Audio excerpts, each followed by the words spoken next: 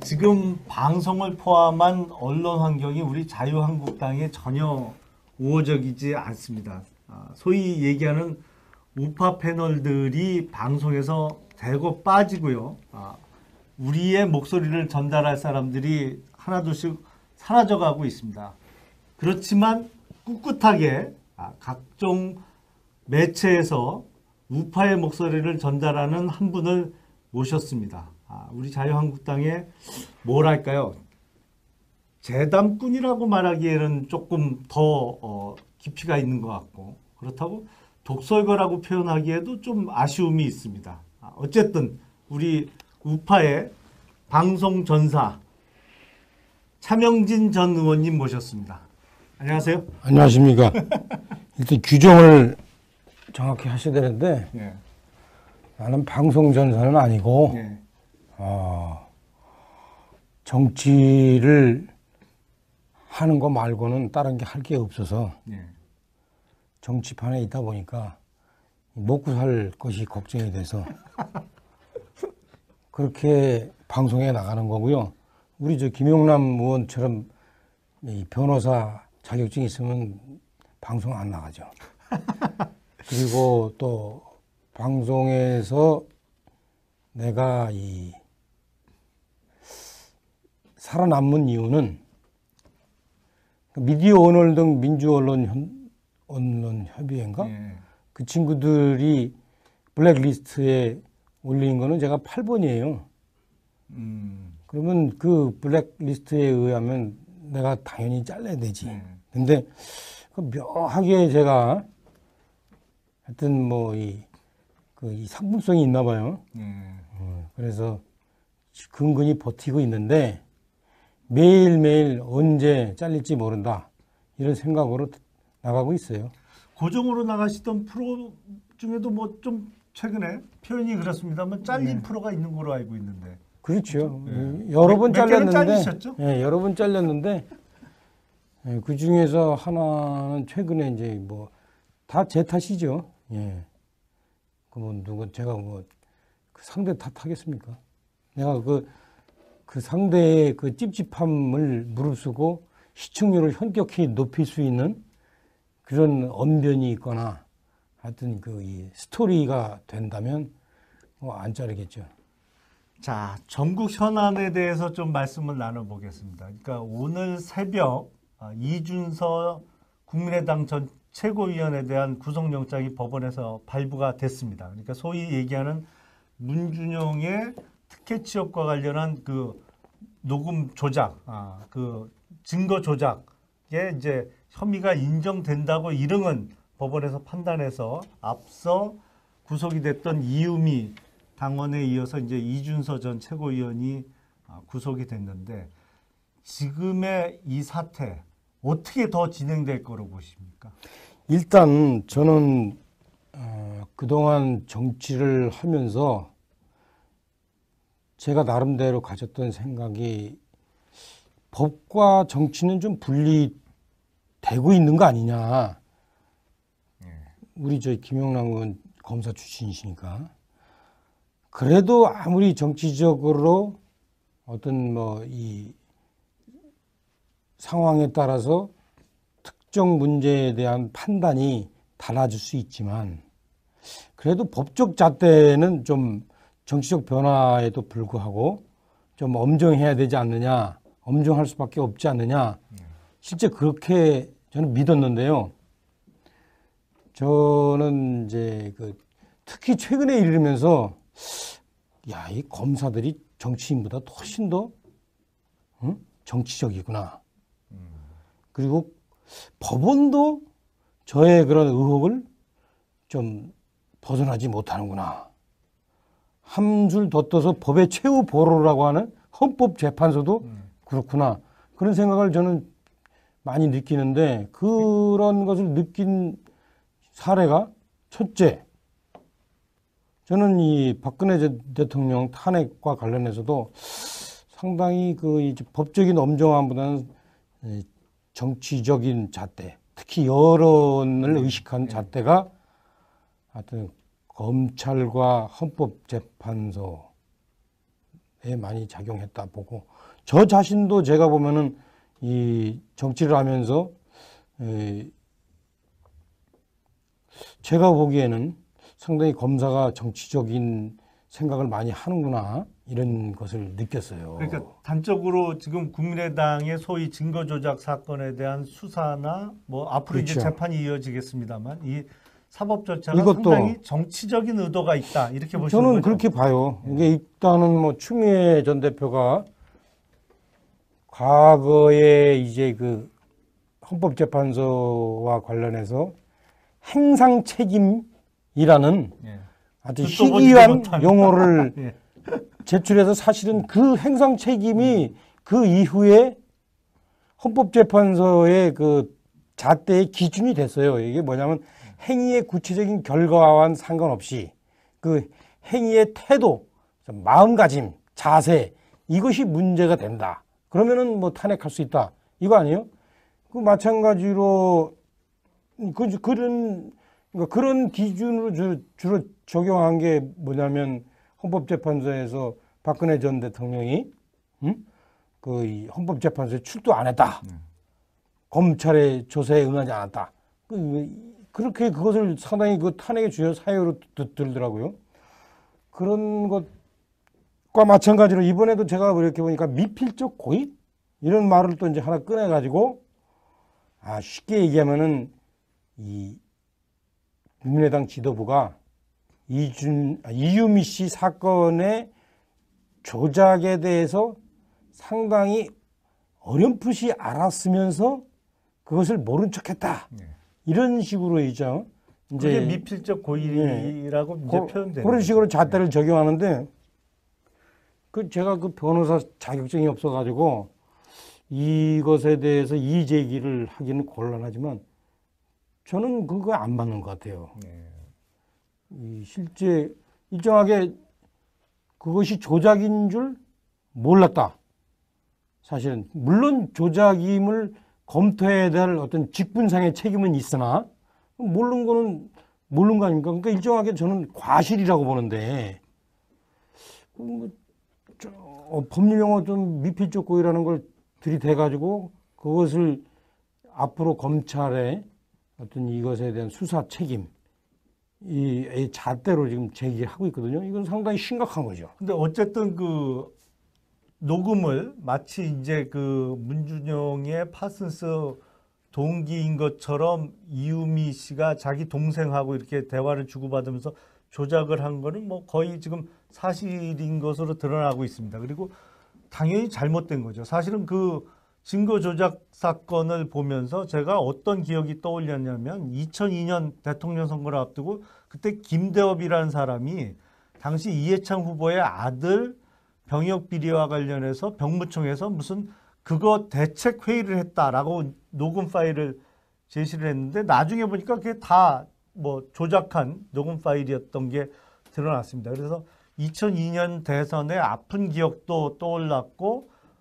당연히 그렇게 하면 안 되는 거죠. 그건 국민을 우롱하는 거니까요. 근데 차명진 전 의원님께서는 그게 이제 지금 국민의당의 윗선에 대한 수사가 이어질 텐데 이제 이준서 전 최고위원이 구속되면서 그 이용주 의원에 대한 수사도 아마 예상이 되고 뭐 어디까지 갈지 정확하게 예측하기 어렵습니다만 어쩌면 안철수 전 후보에 대한 뭐 수사까지도 갈 수 있는데 이게 윗선으로 자꾸 올라가는 것은 다분히 사실은 정치적인 의도가 담긴 것이다. 뭐 이렇게 해석하면 되겠습니까? 그러니까 이 바보가 난 놓고 기억자 모르는 바보가 자기 집 재산을 팔아버리는 문서에다가 도장을 찍었다고 이게 나쁜 놈이라고 할 수가 없는 거예요. 그러니까 쉽게 얘기하면 국민의당 지도부가 검증 책임은 있으나 검증 책임을 못하고 나 이거 진짜인 줄 알았다 한 것을 마치 그것이 의도가 있었던 것처럼 이유미의 조작에 지시, 공모, 방조를 한 것처럼 하는 것은 완전히 다른 거예요. 이거는 다른 능력의 거예요. 문제다. 예, 그러니까 제가 지금 왜 자꾸 이 얘기를 하냐면은 잘 보세요. 지금 이거는 저는 그런 생각 안 들어요. 지금 박근혜 전 대통령 탄핵과 관련된 사실 그 당시의 여론 이런 것들하고 그 연관된다고 생각 안 들어요? 그다음 박근혜 전 대통령이 최순실 국정농단에 대해서 경계복을 허물어서 상당한 정치적 책임이 있는 건 맞아요. 그리고 그것은 실제 어떤 그 이 탄핵의 결과를 빚었어요. 하지만 최근에 들어가지고 내가 이렇게 보면은 이것을 마치 공모 조작 방조한 것처럼 최순실의 국정농단과 관련해서 해가지고 이걸 법적인 책임을 더 씌우려고 하고 있고 그런 얘기를 현재 지금 아까도 방송 얘기하셨지만 방송에서 대놓고 얘기해요. 그것도 변호사 출신이라는 자들이 저는 이거 안 맞다고 봐요. 네? 그 잣대가 똑같이 나는 이번의 경우 이유미 증거 조작하고도 연관된다고 봐요. 그러니까 지금 우리 김영남 의원도 정신 똑바로 차리고 그 이 문제를 보란 말이에요. 이거에. 예? 이 문제가 지금 그들이 지금 이 문제를 바라보는 눈은 정말로 이 사회에 정말 편향된 시각, 정치적 힘에 의해서 객관적 사실도 왜곡하는 그런 시각이 지금 박근혜 전 대통령에 의해서 국민의당에도 적용되고 있는 거예요. 그래서 나는 끊임없이 얘기하는 게, 야, 이미가 조작한 것하고 그 바보스러운 지도부가 그것을 허용한 거하고 그걸 동시하냐, 왜? 마치 지금 국민의당 지도부가 다 같이 공모한 것처럼 무슨 뭐 미필적 고의라는 어려운 범죄적 용어를 들이대가지고 마치 그냥 공범인 것처럼 지금 하고 있잖아요. 그 사회적 여론 조작에 가담하고 있는 거예요. 당신도 지금. 저는 좀 빼주시죠. 저는 뭐 다들 지금 다 그렇게 얘기하고 있어. 내가 보면 자유한국당도 다 그렇게 생각하고 있어요. 그게 그 과거에 저 독일 나치에 해서 독일 나치들이 이런 경우들 있었잖아요. 독일 나치들이 유대인을 처단할 때 그때 카톨릭 교도들이 옆에 있으면서 가만히 있었어. 남의 일이라고 남의 일이라고 생각하면서. 결국에는 유대인이 처벌된 다음에 카톨릭도 당하잖아요.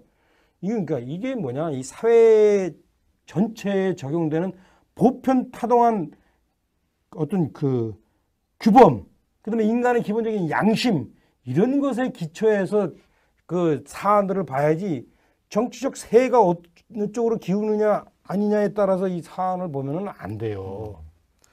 자, 이제 집권 여당인 민주당과 문재인 정부에서 지금 말씀대로 하면 국민의당 뭐랄까요, 고사작전 내지는 와해작전에 들어간 것 같은데 앞으로의 전국, 그러니까 국민의당이 입지가 흔들리고 있는 이 상황이 앞으로의 전국 운영이 민주당이 주도권을 쥐고 국민의당을 자기 마음대로 이렇게 좀 어떻게 끌어당기는 카드로 지금 증거조작 사건을 이용해서 끌고 갈 거다. 아니면 국민의당이 오히려 어떤 야성을 더 강화해서 자유한국당을 중심으로 한 야당의 체제에 합류해서 민주당의 어떤 그 패권주의와 더 맞서게 될 거다. 가능성 두 개 중에 어느 쪽이 더 높다고 보십니까? 일단은 현재 이 국민의당 유미 조작 사건과 관련돼서 여당 청와대와 더불어 민주당의 자세를 우리가 분명히 이해해야 될 필요가 있는데 일각에서 이런 생각을 해요. 국민의당을 이런 식으로 일단은 옆구리를 치면서 그 다음에 국민의당과의 어떤 그 타협을 끌어내서 일정하게 이 과반수를 넘겨서 국회 어떤 입법과 예산을 처리해서 이후 국정 운영에 도움이 되도록 하려는 거 아니냐. 근데 이건 틀렸어요. 이건 정치의 본질을 모르는 얘기예요.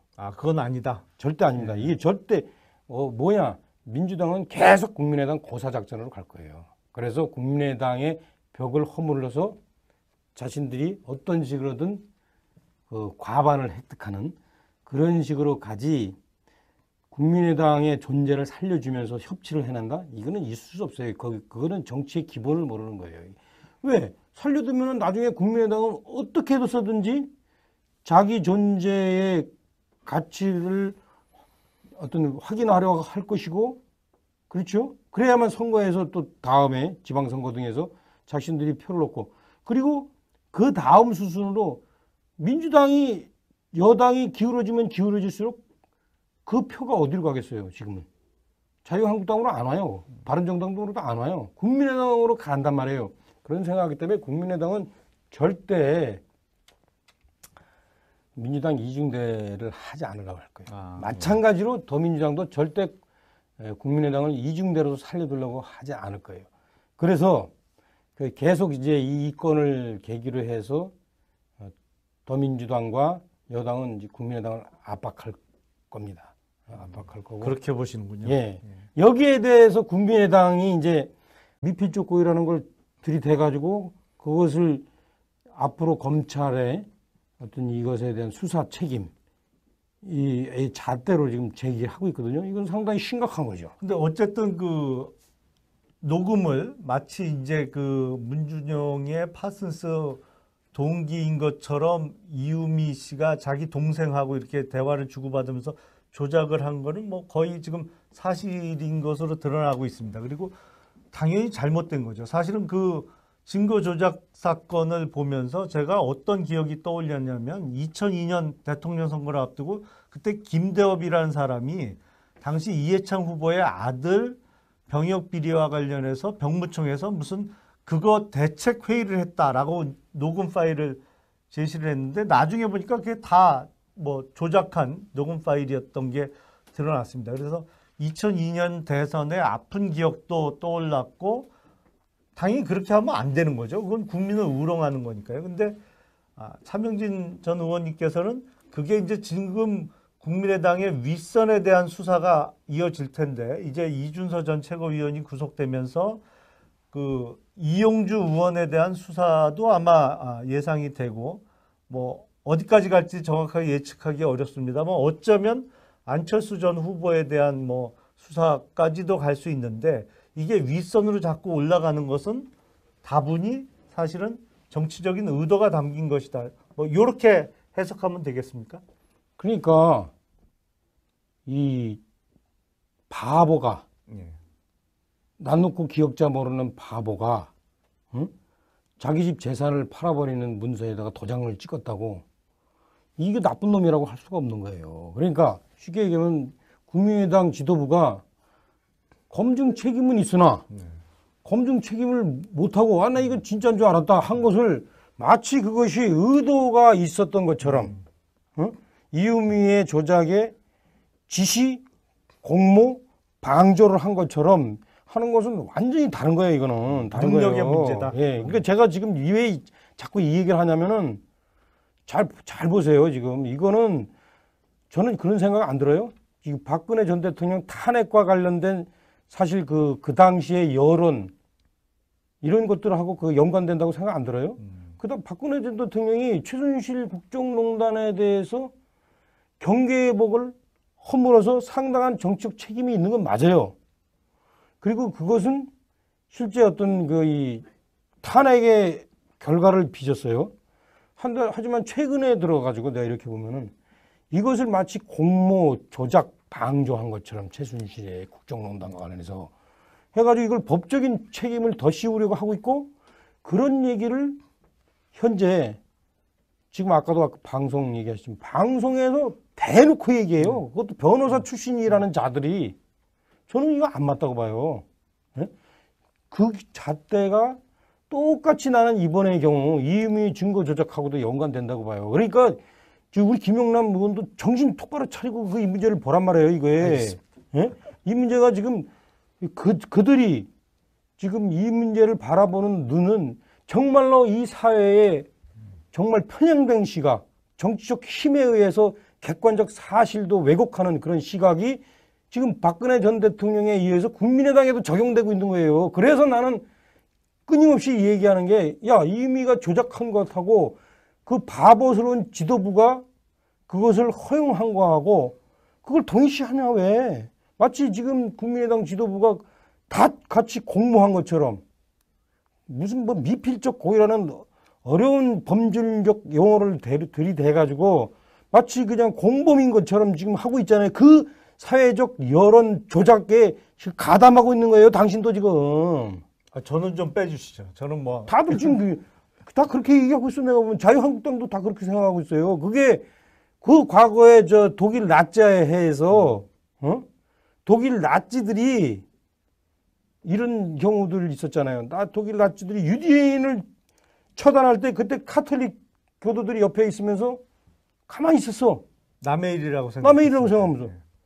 결국에는 유대인이 처벌된 다음에 카톨릭도 당하잖아요. 그러니까 이게 뭐냐, 이 사회 전체에 적용되는 보편타당한 어떤 그 규범, 그다음에 인간의 기본적인 양심, 이런 것에 기초해서 그 사안들을 봐야지 정치적 세가 상대의 그 찝찝함을 무릅쓰고 시청률을 현격히 높일 수 있는 그런 언변이 있거나 하여튼 그 이 스토리가 된다면 안 자르겠죠.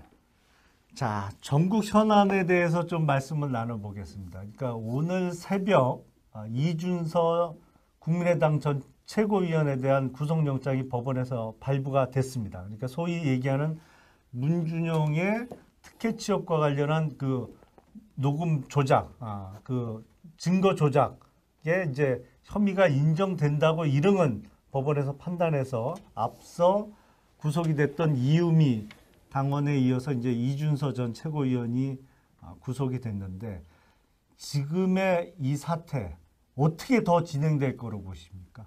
일단 저는 그동안 정치를 하면서 제가 나름대로 가졌던 생각이 법과 정치는 좀 분리되고 있는 거 아니냐. 우리 저 김영남 의원 검사 출신이시니까.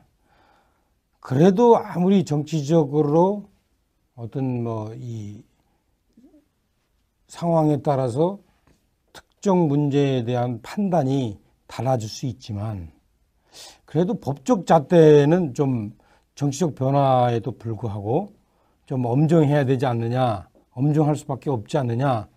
실제 그렇게 저는 믿었는데요. 저는 이제 특히 최근에 이르면서 야, 이 검사들이 정치인보다 훨씬 더 정치적이구나. 그리고 법원도 저의 그런 의혹을 좀 벗어나지 못하는구나.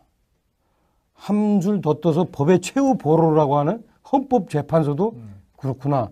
그런 생각을 저는 많이 느끼는데 그런 것을 느낀 사례가 첫째, 저는 이 박근혜 대통령 탄핵과 관련해서도 상당히 그 이제 법적인 엄정함보다는 정치적인 잣대, 특히 여론을 의식한 잣대가 하여튼 검찰과 헌법재판소에 많이 작용했다 보고. 지금 방송을 포함한 언론 환경이 우리 자유한국당에 전혀 우호적이지 않습니다. 소위 얘기하는 우파 패널들이 방송에서 대거 빠지고요. 우리의 목소리를 전달할 사람들이 하나둘씩 사라져가고 있습니다. 그렇지만 꿋꿋하게 각종 매체에서 우파의 목소리를 전달하는 한 분을 모셨습니다. 우리 자유한국당의 뭐랄까요? 재담꾼이라고 말하기에는 조금 더 깊이가 있는 것 같고 그렇다고 독설가라고 표현하기에도 좀 아쉬움이 있습니다. 어쨌든 우리 우파의 방송 전사 차명진 전 의원님 모셨습니다. 안녕하세요. 안녕하십니까. 일단 규정을 정확히 하셔야 되는데 예. 나는 방송 전사는 아니고 예. 정치를 하는 거 말고는 다른 게 할 게 없어서 예. 정치판에 있다 보니까 먹고 살 것이 걱정이 돼서 그렇게 방송에 나가는 거고요. 우리 저 김용남 의원처럼 이 변호사 자격증 있으면 방송 안 나가죠. 그리고 또 방송에서 내가 이 살아남은 이유는 미디어 오늘 등 언론 협의회인가? 예. 그 친구들이 블랙리스트에 올린 거는 제가 8번이에요. 그러면 그 블랙리스트에 의하면 내가 당연히 잘라야 되지. 근데 그 묘하게 제가 하여튼 뭐 그 그 이 상품성이 있나 봐요. 그래서 근근히 버티고 있는데 매일매일 언제 잘릴지 모른다. 이런 생각으로 나가고 있어요. 고정으로 나가시던 프로 중에도 뭐 좀 최근에 표현이 그렇습니다만 잘린 프로가 있는 걸로 알고 있는데. 그렇죠. 예. 여러 번 몇 개는 잘렸는데, 잘리셨죠? 예, 여러 번 잘렸는데, 예, 그 중에서 하나는 최근에 이제 뭐 다 제 탓이죠. 예. 그 뭐 누가 제가 뭐 그 상대 탓하겠습니까? 내가 저 자신도 제가 보면은 이 정치를 하면서 제가 보기에는 상당히 검사가 정치적인 생각을 많이 하는구나 이런 것을 느꼈어요. 그러니까 단적으로 지금 국민의당의 소위 증거 조작 사건에 대한 수사나 뭐 앞으로 이제 그렇죠. 재판이 이어지겠습니다만 이 사법 절차가 이것도 상당히 정치적인 의도가 있다 이렇게 보시는 저는 거죠? 그렇게 봐요. 이게 일단은 뭐 추미애 전 대표가 과거에 이제 그 헌법재판소와 관련해서 행상 책임이라는 예. 아주 듣도 보지도 희귀한 못한. 용어를 예.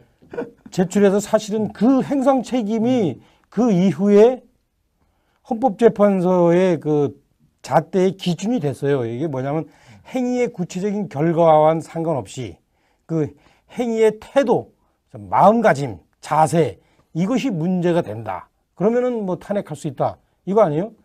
그 마찬가지로 그런 기준으로 주로 적용한 게 뭐냐면 헌법재판소에서 박근혜 전 대통령이 그 헌법재판소에 출두 안 했다. 검찰의 조사에 응하지 않았다. 그렇게 그것을 상당히 그 탄핵의 주요 사유로 들더라고요. 그런 것과 마찬가지로 이번에도 제가 이렇게 보니까 미필적 고의 이런 말을 또 이제 하나 꺼내가지고 쉽게 얘기하면은 이 국민의당 지도부가 이유미 씨 사건의 조작에 대해서 상당히 어렴풋이 알았으면서 그것을 모른 척했다. 이런 식으로 있죠. 이제 미필적 고의라고 이제 표현되는 그런 식으로 거죠. 잣대를 적용하는데 제가 그 변호사 자격증이 없어가지고 이것에 대해서 이의 제기를 하기는 곤란하지만 저는 그거 안 맞는 것 같아요. 실제 일정하게 그것이 조작인 줄 몰랐다. 사실은 물론 조작임을 검토해야 될 어떤 직분상의 책임은 있으나 모르는 거는 모르는 거 아닙니까? 그러니까 일정하게 저는 과실이라고 보는데 법률 용어 좀